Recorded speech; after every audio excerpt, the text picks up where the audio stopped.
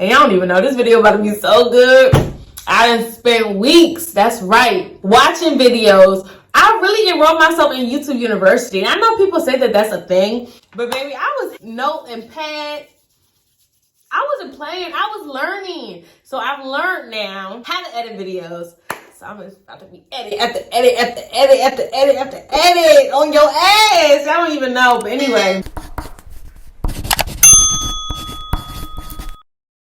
Okay, hey guys, welcome to my channel. I realized like 3 days after I posted my first video on YouTube, go watch it. I realized after I posted that video, I never once anywhere in that video said, hey y'all, this is who I am. Subscribe to my channel, like, follow me. I never plugged myself. To keep it short and brief, I'm an all-around cutie. So freaking cute. Follow me. Favorite color is green. I really love music. And Beyonce and Meg. I like aesthetic. Y'all, I made this. I was about to just film with a regular wall or whatever, but I had this sitting on the corner and I had just bought this cart today from Ross. And don't sleep on Ross, y'all. Bought that cart and I was like, do I even need this cart? Can I just Amazon something? And I was like, no, let me just get it. But it's perfect because it's helping me prop up this painting. It's giving aesthetic. And then I was like, you know what? I need some greenery. Got my little artificial plant. I should name her. And then I was like, you know what? I need some height. So I went and got a plant stand that was on my deck and brought it in here. Here we go. Are we in business? Is it too much? Is it too much for the girl? Oh, that's perfect. Mwah. Should I move it over? I think I should move it over a tad. Because we resourceful around here, baby. Here we are. This is the set. I may really keep this for a little bit though, because it's just giving like aesthetic. Like it's giving everything it needs to. Y'all, I got some tea. Tea. I want to do a little series, part 1 and part 2, if you will, on why I quit teaching. Well, let's talk about how I got into teaching. My whole life, I've just been like, ooh, I'm gonna be a psychologist. Like, I'm gonna go to school, study psychology. I'm gonna be a clinical psychologist. After undergrad, I'm gonna get my PsyD. I'm gonna have clients. I'm gonna be a therapist. I never thought about any other career option. I never dreamed about another career option. I was just like, I'm gonna be a clinical psychologist, whatever it takes. But as fate would have it, I got rejected out of all those programs, by the way. Your girl got rejected. So even if that was the plan, it would have quickly been delayed. As a graduate, I was like, oh my gosh, I need to do something. I need to do, what am I gonna do? So I was like, I'll go to grad school for something that's not clinical psychology. I'll get a master's first and then get my doctorate to get a little bit more experience, especially research experience, which I hadn't had that much. So I went to the University of Baltimore and I was like, you know what, this is perfect. I'm about to live in Baltimore. But because it wasn't my first choice, it wasn't something that was like in the plan, I was not about to take out some new loans for it. I was like, God, I'm gonna do this now. You know I'm gonna do it. But I don't wanna pay for grad school. Like I had to do that little thing for undergrad and I ain't like that and I still don't. So Joe Biden need to figure that out. But I was like, I need to get a graduate assistantship, the career center, and they had like called me in for an interview. I think I had like 2 interviews. Like they loved me. They really loved me. But they ended up deciding on somebody who like had like a little bit more experience. Again, I'm applying for a job at the career center. Baby, I'm fresh out of undergrad. I worked, I got a coin, but I didn't necessarily get a lot of experience in my field. In college, I worked with the advising center, phone-a-thon, the gym. That was my favorite job. And so they went with her and they were so apologetic and they were so nice about it. I wanted to go to grad school, but I was not about to pay for it. Like, I cannot emphasize that enough. So I was just scrambling, trying to figure out a plan B. And to my surprise, they like called me back and they were like, you know what? We love you so much. We're gonna make a job for you. And I was like, won't he do it? He did it. Working at the career center, they make you take a career test. And this is something I've never taken before.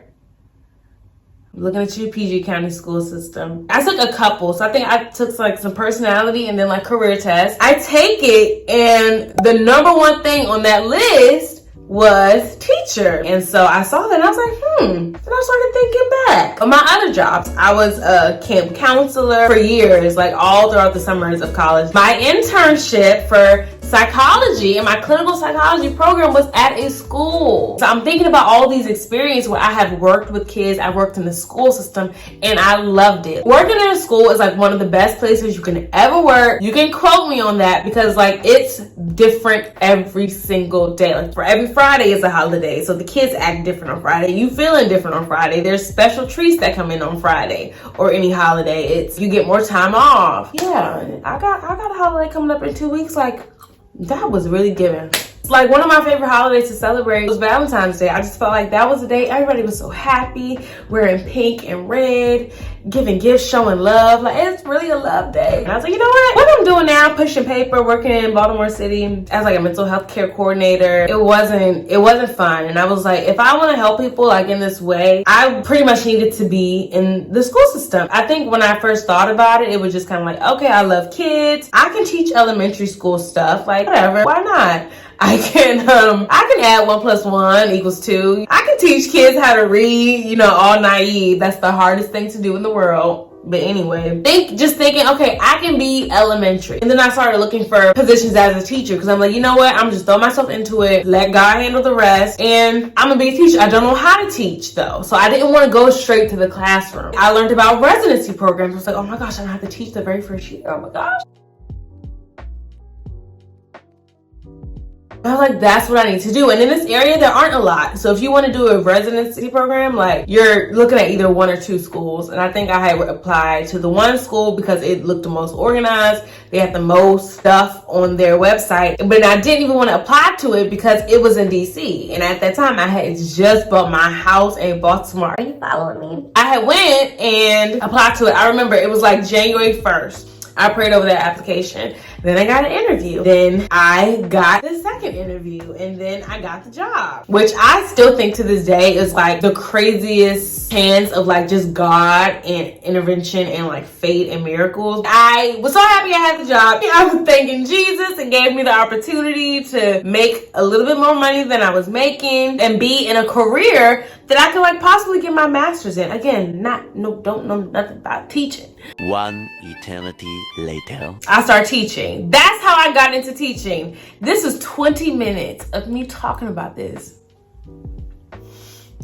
And as somebody who likes to keep the footage, baby, I'm not gonna want to cut some of that.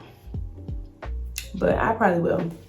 Anyway, that's how I got into teaching. And also, if you're still here, hey, go ahead and subscribe. Yeah, get used to me putting this in videos. Subscribe. I'm trying to change my URL, y'all. I really am. I don't even know why they got it where you need a certain amount to change it. But come on, y'all. Ice me out. Okay. Subscribe, like, comment, all of the things. Okay, so as the juicy storyteller I am, I'm going to start this off with the good. Here is what I loved about teaching. When I was a teacher, I taught grades 1 through 4.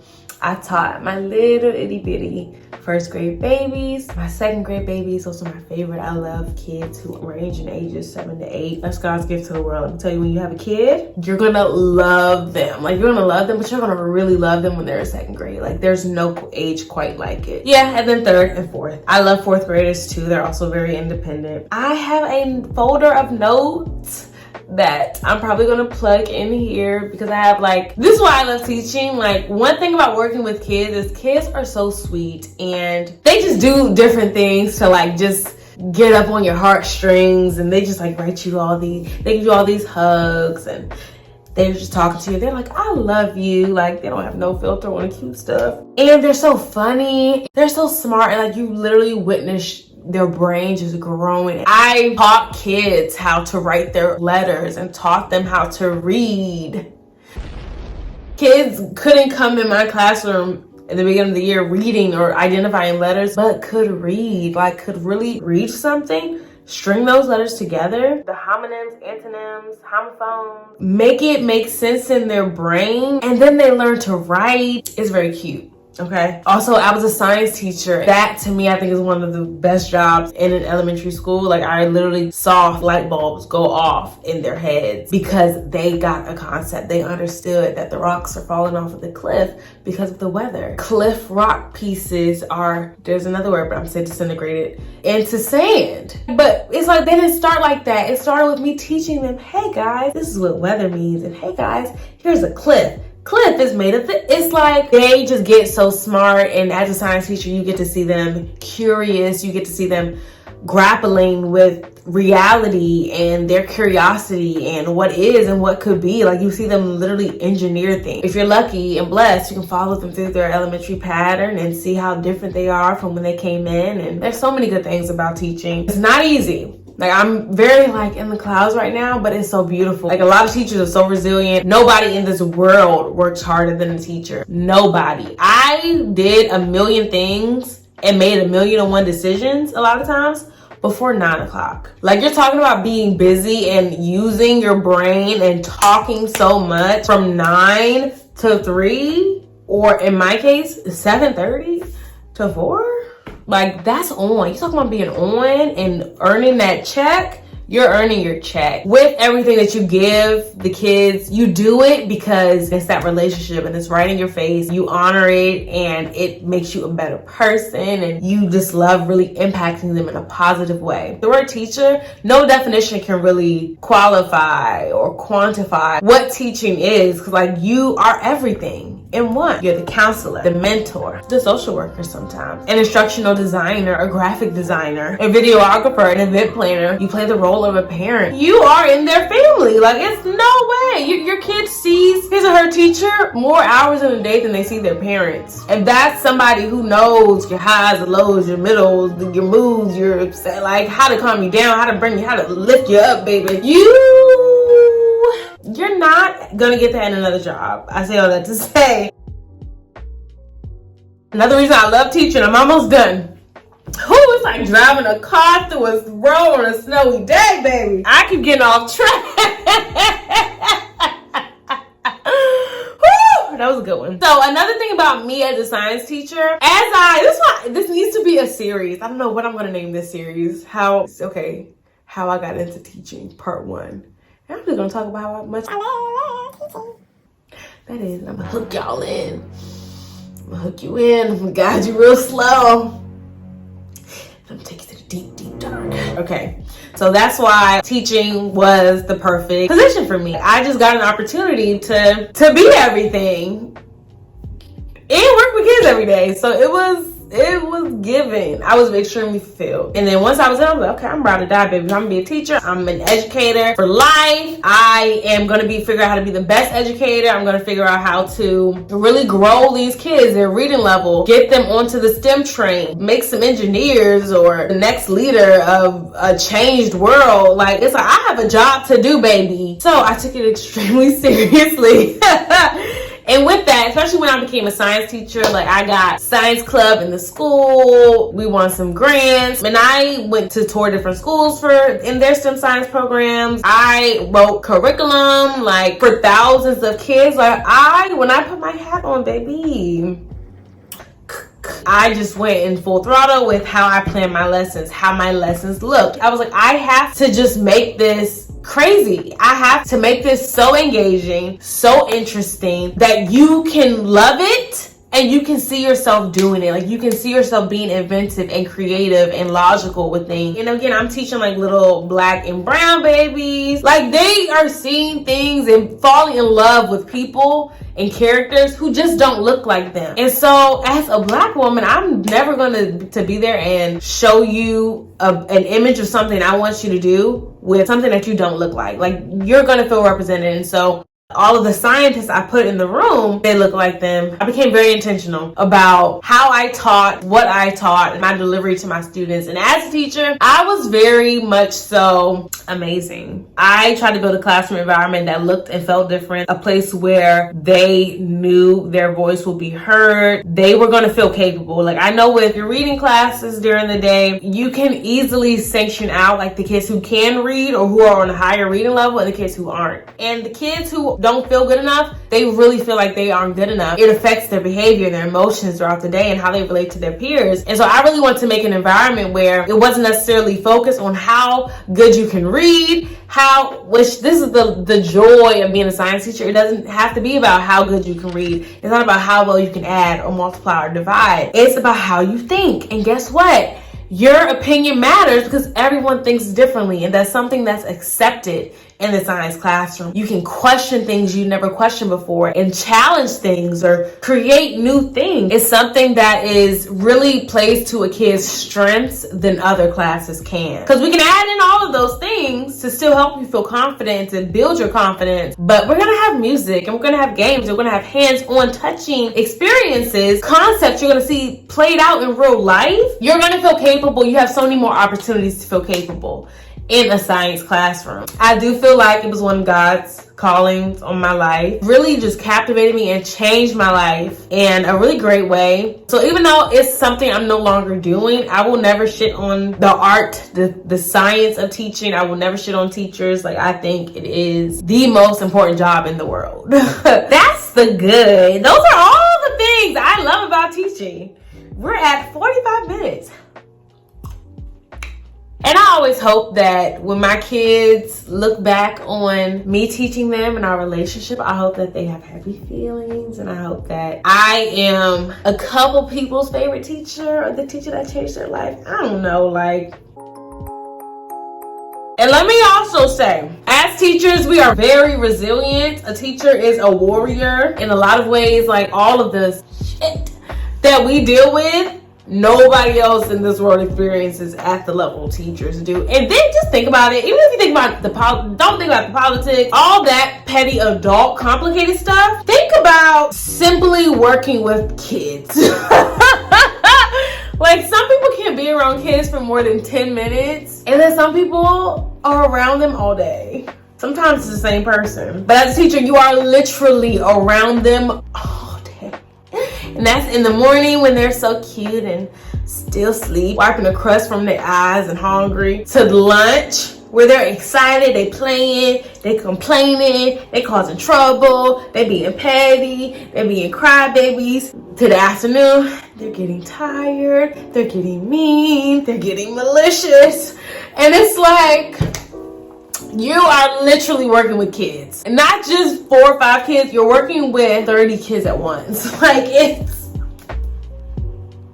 it's not easy. You love it so much, but it's just simply not easy. Next, we're going to talk about how I knew the end of my teaching career was near. So y'all heard how I got into it. Y'all heard why I loved it.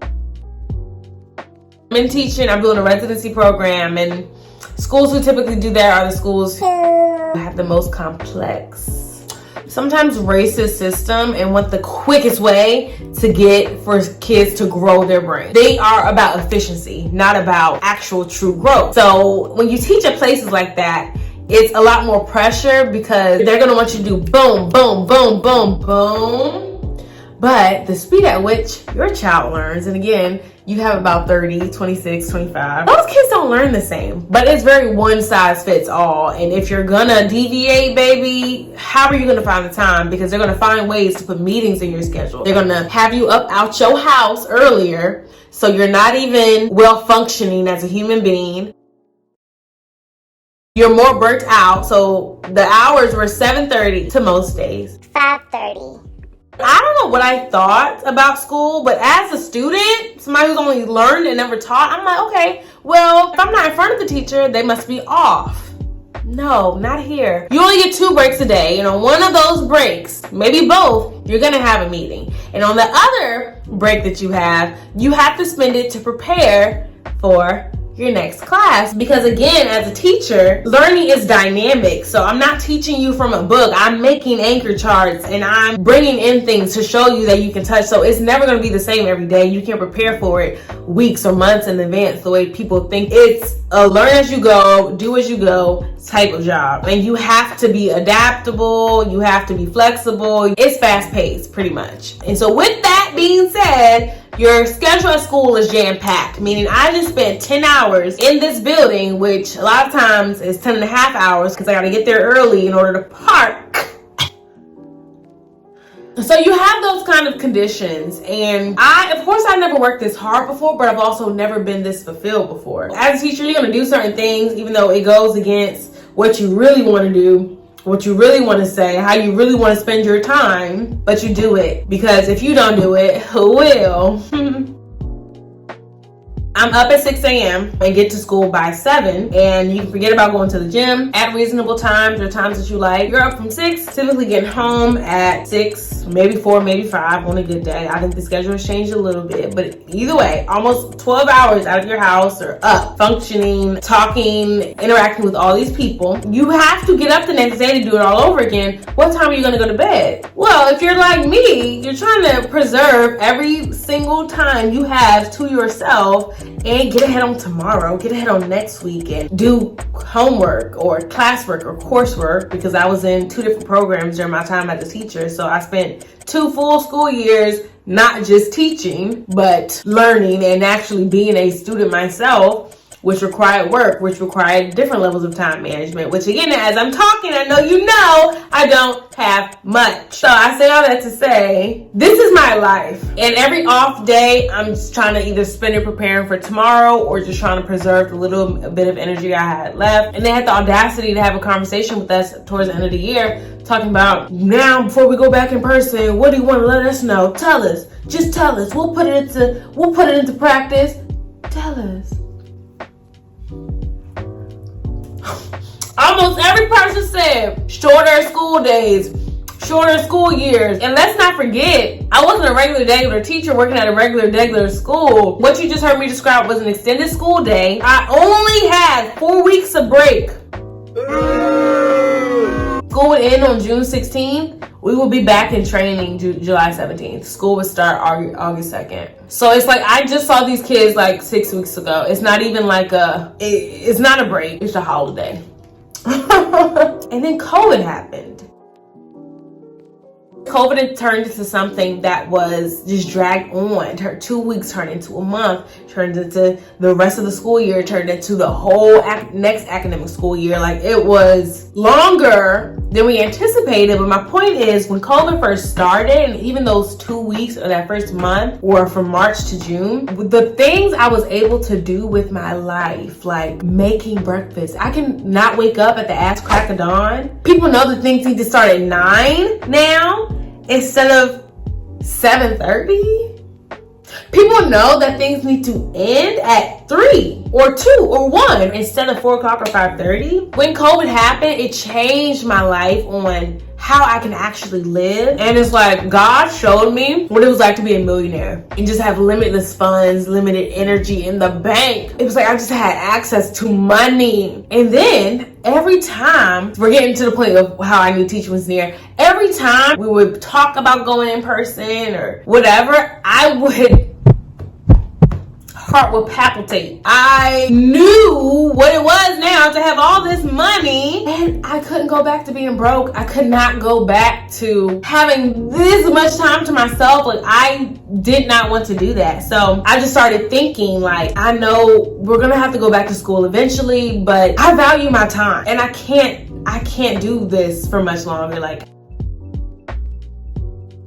I've had multiple nervous breakdowns as a teacher, multiple crying fits. You spend a lot of time angry. It's just not healthy. Like, you're really operating at like 40% of what it means to be a human. I definitely lost weight as a teacher. My first year, I was very chunky going into the school year, but around December, I was skinny. Like, looking at myself like, but I wasn't working out or anything, and I was eating, but I was just on my feet all day, just moving, probably stressed. 2021, I'm doing an in-person program, and I know you're like, oh girl, I thought you didn't want to do that. I did it because you got extra money. You only have to go in for 2 hours a day. Went from teaching 8 classes and interacting with literally half the school, over 200 students, to in person. The max I had to deal with was 6 or 8. Most times only 1 came. So I'm like, you know what? I'm working really hard now, and I had like recently moved. So I went through so much shit in the past year, and then just COVID is going on, right? But I was like very, very, very busy, and I hadn't had much of a break. Dropped my classes,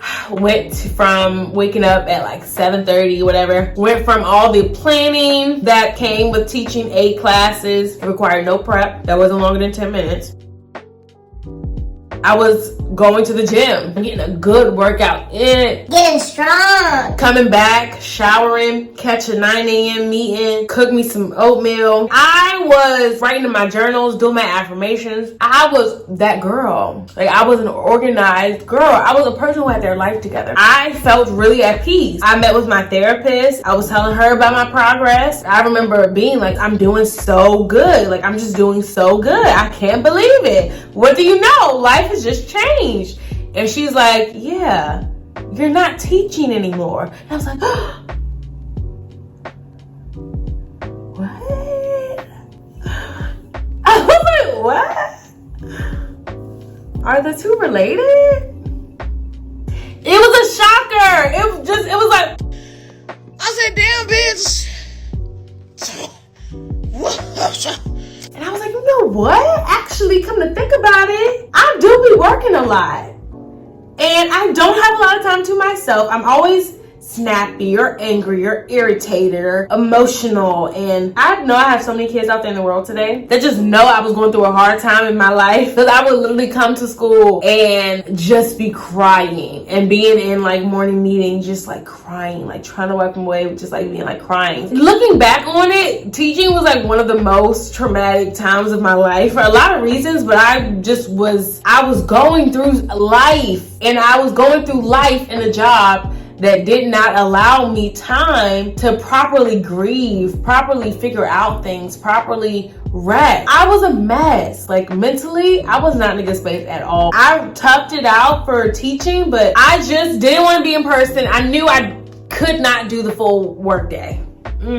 I just really doubted that I could anymore be in a building and be constrained to that building for 10, 12 hours. I love being remote. I love just waking up and still being in I love that shit. So it made me like start like, okay, I need to like come up with a plan. I need to move. I love teaching, but it's gonna be time for that next step soon. I can feel it. You feel when the end of something, of a season is happening. That conversation with my therapist kind of prompted that shift. Yes, I quit. I feel no shame, no guilt, no embarrassment in saying that I quit something. The thing that had me in a chokehold the whole time was not trying to be a quitter and just trying to stick it out and see it through. And some things you don't have to see through, because you're gonna be worse on the other end of that than you were had you not just took the leap